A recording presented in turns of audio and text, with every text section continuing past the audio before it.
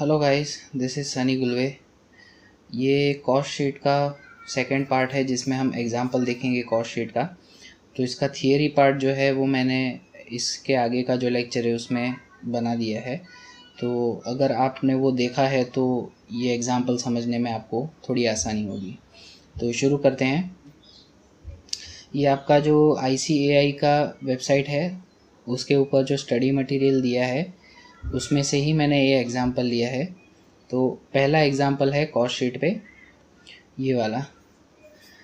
इसमें आप देखिए, following data relates to manufacture of a standard product during the month of April. ये अप्रैल महीना है कोई, उसका मैन्युफैक्चरिंग से रिलेटेड कुछ डेटा दिया है ये वाला। और आपको ढूंढना क्या है, कॉस्ट पर यूनिट। एक यूनिट बनाने का कॉस्ट कितना होगा और ये महीने के अंदर प्रॉफिट कितना होगा। तो इन्होंने क्या क्या डेटा दिया है, ये मंथ में रॉ मटेरियल इतना यूज़ हुआ है, डायरेक्ट वेजेस इतने यूज़ हुए हैं। अब इन्होंने रॉ मटेरियल और लेबर के एक्सपेंस वो डायरेक्टली दे दिए हैं, ठीक है। पर ये जो तीसरा होता है अदर एक्सपेंसेस, उसके लिए इन्होंने ये दो डेटा दिए हैं। मशीन आवर्स वर्कड, इतना काम किया है मशीन ने अप्रैल मंथ में, और मशीन अगर 1 घंटा काम करता है तो उसका जो डेप्रिसिएशन होता है, वियर एंड टियर होता है, वो मॉनेटरी टर्म्स में कितना है, 8 रुपीज़ है, ठीक है। उसके बाद ये जो ऊपर का डेटा है वो डायरेक्ट कॉस्ट का है। उसके बाद क्या आते हैं, इनडायरेक्ट कॉस्ट। उसमें एडमिनिस्ट्रेटिव ओवरहेड वो डायरेक्टली दे दिए हैं, ठीक है। उसके बाद सेलिंग ओवरहेड्स, उसको बेचने का खर्चा, अगर 1 यूनिट बेचते हैं तो उसके पीछे सेलिंग, डिस्ट्रीब्यूशन या मार्केटिंग जो भी आप बोलो, उसका खर्चा 5 रुपये पर यूनिट है। उसके बाद दिया है कि यूनिट प्रोड्यूस हुए हैं 4000 बट सेल हुए हैं 3600, ठीक है। तो ये भी हम आगे देखेंगे कि ये डेटा का यूज़ कैसे होगा। और उन्होंने बोला फाइनली ये जो 3600 यूनिट बेचे गए हैं उसका सेलिंग प्राइस था ये, ठीक है। तो अब हमें कॉस्ट शीट में ये सारा डेटा डालना है। इसमें एक चीज़ ध्यान रखना है, मैंने जो कॉस्ट शीट पढ़ाई थी उसके अंदर बहुत लंबा चौड़ा फॉर्मेट था, ठीक है। एक्चुअल एग्ज़ाम में इतना लंबा पूछते नहीं है। और जनरली आपको क्या करना है, जो डेटा नहीं दिया गया है तो कॉस्ट शीट में वो जो आइटम थी वो आपको उड़ा देनी है, उसके आगे कुछ लिखना नहीं है, ठीक है। तो एक्चुअली में जो एग्जाम्पल जो आप देखेंगे उसका आंसर वो बहुत छोटा हो जाएगा, इतना लंबा कॉस्ट शीट आपका नहीं बनेगा, ठीक है। तो अब एक एक करके हम चीज़ें देखते हैं। तो सबसे पहली चीज़, रॉ मटेरियल कितना खर्चा दिया है अप्रैल मंथ का, 1,80,000, और उसको हम डिवाइड करेंगे बाय 4000 क्योंकि 4000 यूनिट्स आपने प्रोड्यूस किए हैं, ठीक है। तो पर यूनिट आपको मिलेगा 45 रुपीज़। उसी तरीके से डायरेक्ट वेजेस का खर्चा जो लेबर का है वो है 90,000, उसको 4000 से डिवाइड करेंगे तो ये आपको कॉस्ट मिलेगा। अब इसके अंदर जो उसके अलावा के जो एक्सपेंसेस थे वैसा कुछ दिया नहीं है। तो प्राइम कॉस्ट आपकी कितनी हुई, बस ये दोनों ही हुए, जो एक्स्ट्रा जो एक्सपेंसेस होते हैं वो आपको नहीं दिए हैं। तो टोटल कितना हो गया, 2,70,000, और यहाँ पे भी इन दोनों को जोड़ देंगे तो पर यूनिट कॉस्ट आया अब तक का 67.5, ठीक है। अब फैक्ट्री ओवरहेड्स, तो इसके लिए मैंने बोला कि आपको ये दो डेटा दिए हैं फैक्ट्री ओवरहेड्स के लिए, ठीक है। तो वो क्या होंगे, 1000 रुपीज़, ये इतने 1000 रुपीज़ नहीं है, 1000 आवर्स है, इतना काम किया है मशीन ने। और 1 घंटा अगर मशीन काम करता है तो उसका कितना खर्चा होता है, 8 रुपीज़। तो 1000 इंटू 8 दैट इज़ 80,000, ये हो गया तुम्हारा फैक्ट्री ओवरहेड। अब यहाँ पे ये जो 80,000 है इसको भी हम क्या करेंगे, 4000 जो यूनिट है उससे डिवाइड करेंगे तो पर यूनिट हमारा कितना खर्चा आया, 20 रुपीज़, ठीक है। तो ये हो गया तुम्हारा कॉस्ट ऑफ प्रोडक्शन। ये तीनों आपने ऐड कर दिया। जो डायरेक्ट जो थे उसमें एक्सपेंस तो दिए नहीं थे, तो खाली मटेरियल और वेजेस था। उसके अलावा फैक्ट्री ओवरहेड्स में इन्होंने ये कैलकुलेट किया है 80,000। तो कॉस्ट ऑफ प्रोडक्शन आ गया तुम्हारा 3,50,000, उसको पर यूनिट आप देखोगे तो 87.5, ठीक है। अब इसके बाद मैंने बोला था WIP में एडजस्ट करते, पर यहाँ पे तो ऐसा WIP जैसा तो कुछ है नहीं। उसके बाद कौन सा एडजस्ट करते हैं अपन, फिनिश्ड गुड वाला एडजस्ट करते हैं, ओपनिंग स्टॉक और क्लोजिंग स्टॉक। अब यहाँ पे ओपनिंग स्टॉक जैसा तो कुछ दिया नहीं है, बट आपको क्या दिया है, यूनिट प्रोड्यूस्ड और यूनिट सोल्ड ये दिया है। इसका मतलब ये है कि ये अपन ने 3.5 लाख जो खर्चा गिना है वो किसके लिए है, 4000 यूनिट के लिए है, ठीक है। और अगर ये 4000 यूनिट प्रोड्यूस हुए हैं तो उसका एक यूनिट प्रोड्यूस करने का खर्चा कितना है, 87.5। बट हमें 4000 यूनिट का खर्चा नहीं लेना है, क्योंकि मैंने मैचिंग प्रिंसिपल बताया था, उसमें क्या होता है, आप जितना बेचोगे उतने का ही खर्चा लेना है। तो ये closing stock of finish good ये 35,000 कहाँ से आया, तो देखिए 4000 प्रोड्यूस किया है पर 3600 बेचे गए हैं, ठीक है। तो इसका मतलब ये है कि ओपनिंग स्टॉक इनका कुछ रहा होगा, उससे हमें लेना देना नहीं। हमें क्या करना है, ये ऊपर के जो 400 यूनिट है जो बेचे नहीं गए हैं उसका कॉस्ट हमें निकाल देना है, ठीक है। तो 3,50,000 कौन सा खर्चा है, 4000 यूनिट प्रोड्यूस करने का खर्चा, बट उसमें से हमें 400 यूनिट प्रोड्यूस करने का खर्चा हमें निकाल देना है, क्योंकि वो बेचे नहीं गए हैं। तो वो कैसे निकालेंगे, एक यूनिट का खर्चा हमें अब तक कितना मिला है, 87.5 इंटू आप 400 यूनिट करोगे तो आपको मिलेगा 35,000। तो ये 35,000 हमें निकाल देने हैं, ठीक है। तो 3,50,000 में से ही 400 यूनिट का खर्चा निकाल देंगे 35,000, तो आपको मिलेगा कॉस्ट ऑफ गुड सोल्ड, जो कि कितना है 3,15,000, ठीक है। उसका पर यूनिट कॉस्ट आपको उतना ही मिलेगा, क्योंकि हमने ये 400 यूनिट माइनस करने के लिए पर यूनिट कॉस्ट इतना ही लिया है, ठीक है। तो 3,15,000 डिवाइडेड बाय आप 3600 करोगे, जो भी आपने यूनिट्स बेचे हैं, तो यही आंसर आने वाला है, ठीक है।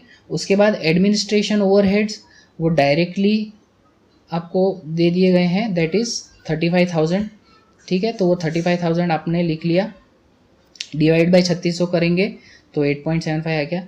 देन सेलिंग ओवरहेड्स, अब उन्होंने सेलिंग ओवरहेड्स डायरेक्ट नहीं दिए हैं, उन्होंने क्या दिया है कि एक यूनिट आप बेचते हैं तो उसके पीछे खर्चा सेलिंग का कितना आता है 5। तो आपने कितने यूनिट बेचे हैं, 3600 यूनिट, तो 3600 इंटू आप क्या करेंगे 5, तो आपको 18,000 खर्चा आया।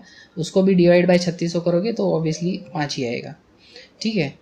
तो ये दोनों भी अगर आप ऐड कर देंगे तो आपको टोटल कॉस्ट ऑफ सेल्स कितना मिला, 3,68,000, ठीक है।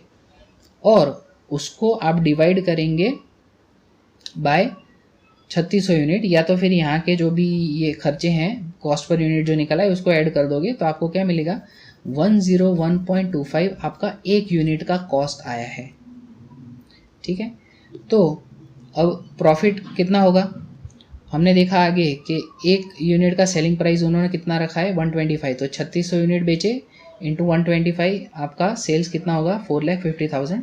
और हमने अभी निकाला कि टोटल कॉस्ट ऑफ सेल्स कितना है 3,68,000, तो आपको इतना प्रॉफिट मिलेगा, ठीक है। तो कॉस्ट शीट इतना लंबा था, बट आप एग्जाम्पल वाइज देखिए, आपको इसी तरीके से आते हैं, ठीक है। नाउ सेकंड एग्जाम्पल देखते हैं। अब ये एग्जाम्पल में क्या दिया है, following information has been obtain from the records of ABC corporation for the period from June 1 to June 30। ये भी एक महीने का एक डेटा आपको दिया है, ठीक है। बट यहाँ पे June 1 की एक पोजीशन दी गई है और June 30 की एक पोजीशन दी गई है, ठीक है। सबसे पहले क्या दिया गया है, cost of raw material, then cost of work in progress and cost of finish good. ये तीनों टाइप की इन्वेंट्री आपको दे दी गई है, ठीक है। इसका यूज़ कैसे होगा हम अभी आगे देखेंगे। Then purchase of raw material during June, ये जून महीने के अंदर उन्होंने कितना परचेज किया है, 4,80,000 का रॉ मटेरियल। देन 2,40,000 का वेजेस पे किया है। देन फैक्ट्री ओवरहेड उनको 1,00,000 रुपया खर्चा आया है। एडमिनिस्ट्रेशन ओवरहेड उनको 50,000 खर्चा आया है। सेलिंग एंड डिस्ट्रीब्यूशन में उन्होंने 25,000 खर्चा किया है। और सेल्स उन्होंने किया है, उससे 10 लाख रुपया मिला है उनको, ठीक है।